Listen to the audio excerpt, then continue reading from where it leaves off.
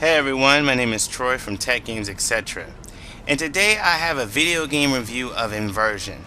Now with all my video game reviews, you can go ahead and look at the bottom of your screen to skip to the part where I give my final grade and my opinion on why I think this game is a love-hate relationship.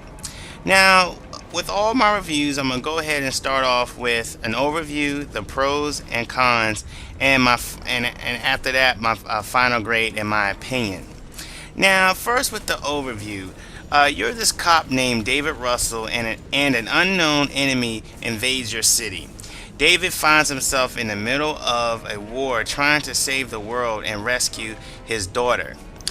Now, there is a campaign mode, a co-op campaign mode, and a multiplayer mode. Now, with multiplayer, there are 8 multiplayer modes. There's Deathmatch, there's Team Deathmatch, there's Hourglass, there's Assault, there's King of Gravity, Grav Control, Gravity Slaughter, and Survival. Now, I'm going to explain what are some of these modes. Hourglass is you attack the enemy vectors and defend your own in its variation of Team King of the Hill. Now, in Assault, Assault is a team-based mode where players must capture objective points within the time limit or fail to advance. Now, King of Gravity is you find and acquire the Grav Link to become King of Gravity. Now, a Grav Link is what you use to control gravity in this game, and players can only score points when they are king. Grav Control is kill streaks allow players to trigger vector changes and turn the map upside down. Gravity Slaughter. Score kills and points using gravity powers. Now there's also in the campaign mode you can pick easy, normal, and hard. Now let's get to the pros. Now I'm going to give you my top 5 pros out of 9, and I'll leave the rest in the description below. In the description box below you can just read the rest. So let's start off with my top 5 pros of this game. The anti-gravity aspect of this game is so much fun. You have the grappling, which controls gravity. You can set it to high and low. You actually shoot a beam. Blue beam is low gravity. Red beam is high gravity. The way your character drifts through the air is incredible. This is still dealing with the gravity of this game. The way your character drifts through the air is incredible, and you can also have gunfights while everyone is floating, and you can use cover. You can pick up items with the gravity and use them as cover or a weapon. I actually felt a little bit squeamish because of one moment you're fighting on the ground, then the wall, then the ceiling. And the gravity plays a factor in multiplayer, which makes it feel like a different experience. Now, number 2, playing the survival mode is better than Modern Warfare 3 or any other survival mode I have ever played, but it does come with some flaws, which I will discuss later. Now, I will have a separate video showing you the survival mode and this highlight when I played Deathmatch. And what's the difference about the survival mode in this game? It's 4 players. Which does have its flaws when I get to my cons. You have to kill all the enemies in 10 minutes. Not survive 10 minutes, but you have to kill all the enemies in 10 minutes. And gravity is a part of the gameplay, which is fun. And one thing I like about it is waves upon waves of enemies, especially this one map that I will show you in my highlight video of the survival mode. The waves just keep coming, which I like that, and that's one thing I liked about Modern Warfare survival mode as well. Now, number 3, the environments are well designed, and the atmosphere of this game is dark and heartless. The particle effects and explosions are nice. You know I'm a sucker for particle effects. And this game does attempt to tell a good, decent sci-fi story, which did come with its flaws, but I will discuss that in the cons. So let's get to my top 5 cons out of 7. You can go ahead and read the rest in the description box below. Now, this game ending had one of the most what the fuck moments I have ever played in a game. I mean, I don't want to spoil the ending, but it's one of those endings where I asked myself, like, if this happened in real life, would I have done the same thing? And I just can leave it at that. Now, multiplayer does have its flaws. Like I was talking about survival mode. I love the survival mode, but you have to have 4 players.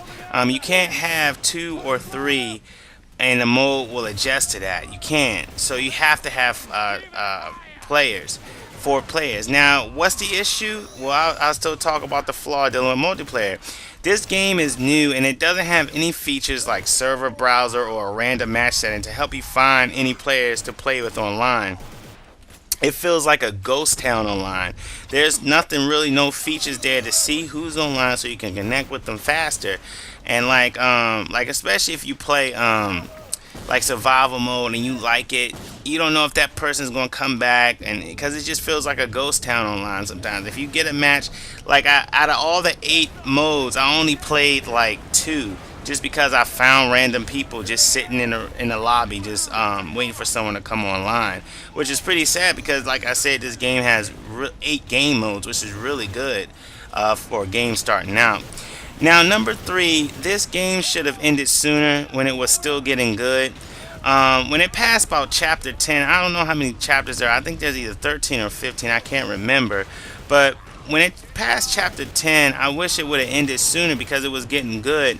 And I wonder, it should have just, I don't know why, like, they didn't end it where they ended it, because it was getting good, it was climactic, and just ended. But they seem like to draw on the story. But now I can get to number 4. Number 4, there's a frequent kill the turret, slave driver, brute, behemoth, security bot, etc. type of gameplay. Now, I didn't really notice this in the beginning, because you know me, I can spot when something's repetitive, but I didn't notice it until around chapter 10, chapter 11, when I wanted this game to end. I noticed, like, hey, you know, your character has to kill this turret. You know, the turret with the stationary guns, like the pillboxes, or you gotta kill what is called a slave driver. A slave driver is a person that controls the slaves in this game, like they're human beings that are starved to death. They're used as suicide bombers, or they're used to kill you. Brutes and behemoths are just these big, like, juggernaut looking things with these huge guns or flamethrowers, and the security bot is just a security robot that you'll see later in the game. But it's just like, there was a lot of that gameplay aspect, but the weird part about it was that I knew this going in, but this game still was, you know, challenging enough for me to play it, but I just didn't notice that until later in the game.